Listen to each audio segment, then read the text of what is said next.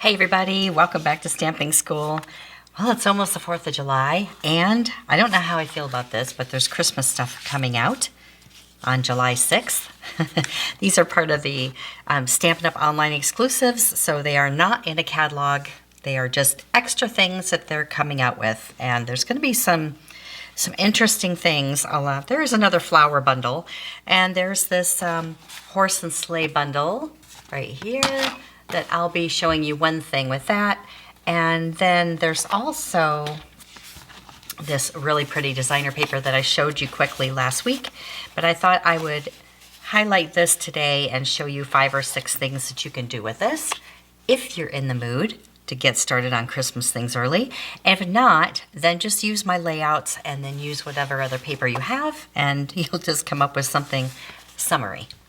So like I said, these are while supplies last. When they go on July 6th, there's also going to be a truck stamp and punch, which I think is going to go very quickly. We have not been able to pre-order that yet. We were able to get these early as demonstrators, but not the truck. So I will be back on July 6th and show you what that looks like. This is actually pretty. It's called Horse and Sleigh, and it's got sort of like a bold horse and carriage and some trees, this cute little bunny. You got some sentiments in here with it, and the dies. So the dies will cut out the 2 trees. There's an extra little tree here and some snow or clouds or water or sand or whatever, grass, whatever you want them to be. This big die, which cuts out the horse and carriage, the bunny, and this little metal one will give you some metal, what do you call those? The blades from the carriage, I guess, the one to go through the snow. Okay. And then this pretty thing, which I believe goes right here. So it's a nice bundle. So I'll show you one thing. I think they were wanting them to go together with the paper, but to me the paper feels so much different than the artwork. I mean, they do kind of go together, but I did different things with the paper, so I'll show you what I ended up doing. The paper will be $12.50. I think it's well worth it. It's 48 sheets, all 6 by 6, and very pretty landscapes, and with solid on the back. Look how cute this little deer is with his big ears. And it's very pretty. This is a little fox scene. The first thing I thought of because of the broken fence was like fall or Halloween. You could put pumpkins near it, but there's no leaves on the trees. Just very pretty watercolor. I'm sure one of our artists watercolored these, a little house. This one has little bits of leaves left. I like that one. Just very pretty. And this one. This one just reminds me of Colorado. And this one's interesting with the aerial view. All right, so let me show you a bunch of things you can do with this paper. Now, because you get 4 sheets of each, it's pretty easy to cut down. I'm gonna cut this one down to 5 1/4 and by 3 here. And maybe I'll raise it up just a little bit. I'm gonna go 3 1/4. Yeah, and then I'm gonna just take a little bit off the top. It just seemed like a lot on the top. Okay. And you can save all these pieces. We'll use both of these. Now this is a Misty Moonlight card. This is your basic card, 5 1/2 by 8 1/2. And we're gonna score it at 4 1/4 for a top fold card right here. And then I'm also going to take off 1 inch. So I'm going to bring it in and cut off 1 inch right here. And this will be a good layout for landscape or portrait. And then all I'd have to do is glue this on here. And on the inside, I can glue this here. You can leave this white, you can stamp your sentiment here, you can stamp your sentiment up here. You can add more trees to it if you want, but I just did the sentiment from the stamp set, Wishing You a Season of Cheer. and on the inside, and a Happy New Year. And this can come lower, and this can be a gift card holder if you want. You've still got some room to write. So you're just using one piece. And then I did take my Wink of Stella. I kind of get just a little bit going, and then I flick. And it just puts a real pretty sparkle all over it. Of course, you can add your rhinestones and all that sort of thing, but that's super easy to do. Now, do your Wink of Stella flicking before you stamp it. Then let it dry because it can blur your ink a little bit. Now, same thing, turning it this way.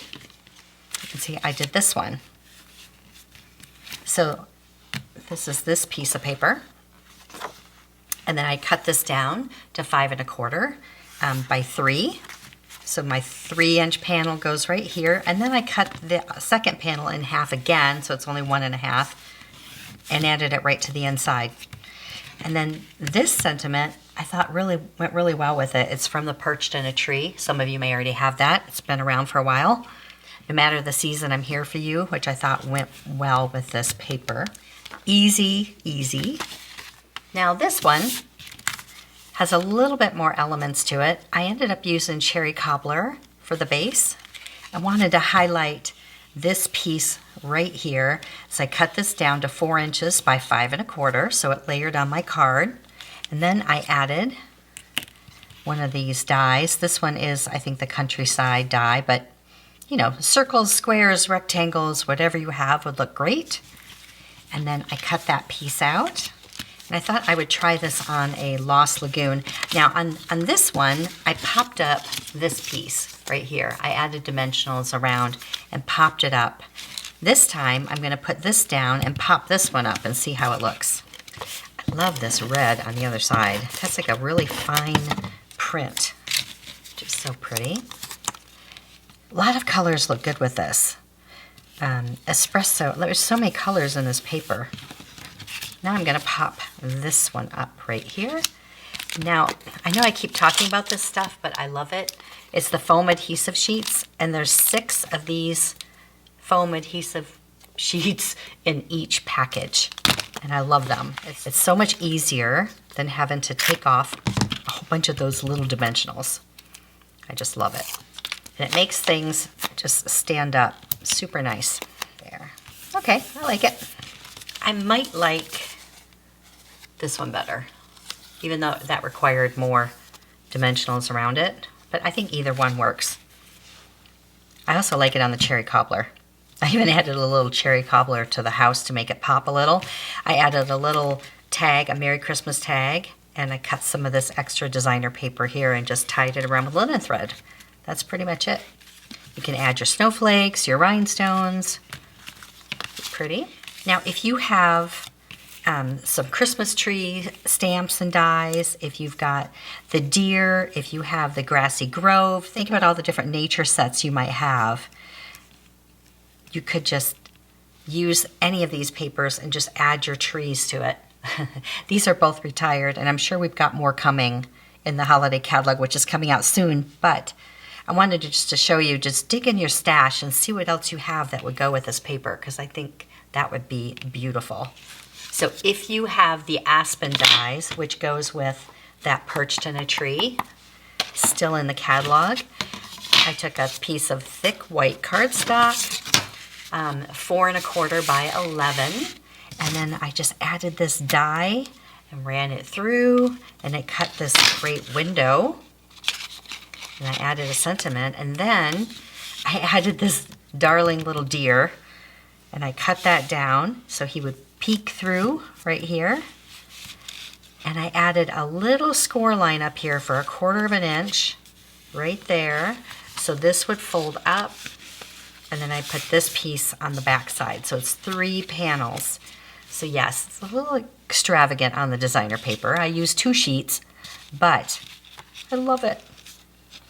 And I just added my sentiment here, and Let Heaven and Nature Sing right here, which is from that Perched in a Tree.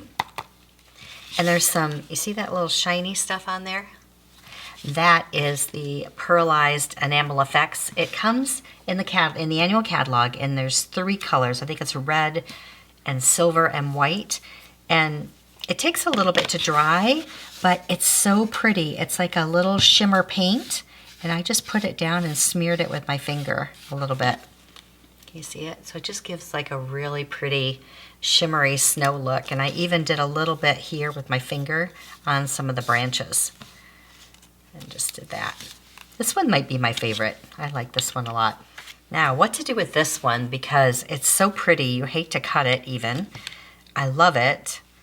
So I ended up doing like a closure with it. So this opens like this. So there's a little house. I'm gonna add a little white panel right here so I can sign it and put my little sentiment here. There's a little brad that holds that in place.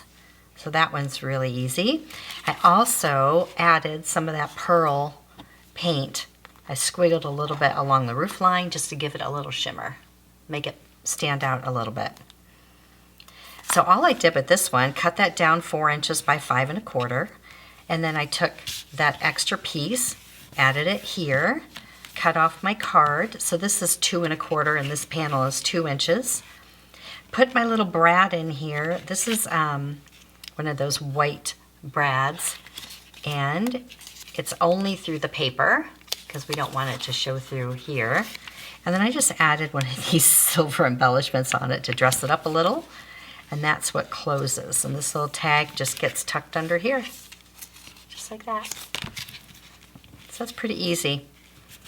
And it just gives a little extra something, something. It does need a little splatter though. I think it needs a little Winkastella glimmer here. Just take my little sparkle pen. There we go. Give it a little flick. Just needs, it's so pretty in person when you see a little sparkle on it. There we go. Let that dry. And the last one is using this paper. This one I did use the horse and sleigh. And so it stands up like this. So it's just a little W fold at the bottom. So it's a regular size card. I did espresso on this one. I wanted to make it look like they're riding at night in the moonlight. See, there's a little moonlight up here. So just a regular size card, 5 1/2 by 8 1/2, scored at 4 1/4. And this is going to be a top fold card. And then what you want is 3 inch by 5 1/2, same size as the card here, same width. And I just scored it at 1 inch and 1 inch to make my little W fold like this. If you don't want to do that, you could use a longer piece of paper. It just has to be 3 inches longer. But I hate to waste paper, and I like keeping this the regular size. So this will just be glued right here. That makes your little fold at the bottom. That way the card does not have to be smaller, and it doesn't take up any more space. So it just will fold up nicely. And so it looks like this. So using this piece, I cut this one down to 4 inches by 5 1/4. And it almost looks a little bit gloomy, I think. So that's why I decided to do the moonlight. I punched a 1 inch circle, and I just took my circle like right there, and I added a little bit of misty moonlight. You want to use like barely anything, so just as little as possible. Kind of just take a little bit, because you don't want it to be too blue up here, but you want to be able to see it. There. So you can start to see that starting to pop through. I'm getting blue all over my fingers. Now you can use a little temporary tack on the back of this, or use a Post-it note, but if you're doing that for a class, you definitely want to use something where it's not, where your finger's not getting in the way. Okay, there we go. And just kind of adding a little bit of blue here, so it doesn't look like the blue is only right there. There. So you can see here how that looks like the moonlight. And then the last two pieces, I cut down 3/4 of an inch here and here. and I can glue these here. Now, this is how it looks, but then like here, my fence is upside down. Of course, I don't know if anybody even notices that, but I decided this time to add this one here, and then I'm flipping this one over here, and I'm going to use the back side. Now, in that stamp set, there's these lines right here, which I thought would look good for the horse and carriage. And these are just, they're on here with just a glue dot. I'm going to take him off. So I stamped him in early espresso and colored him in with some blends. So I only have glue dots right here on his feet. And then popping it up right here. So it'll stand up nicely too on someone's mantle or wherever they're going to put it if they receive it. And you can add your sentiment up here. After I did all of that, I thought, oh, good grief, I hope I don't mess it up, but I didn't. I stamped that in espresso, and then on the inside, another panel of designer paper and a Happy New Year. I've got room to sign it. A little more flicking of the Wink of Stella, and that's it. I think I like it on this better than that. So when I photograph it, I'll put this picture on there. So I will put all of the recipes up for you, all of these, with the measurements and the supplies that I used. And look forward to getting this paper on July 6th. I'll be back then with all the links for you. And we'll see you next time. See it, learn it, stamp it.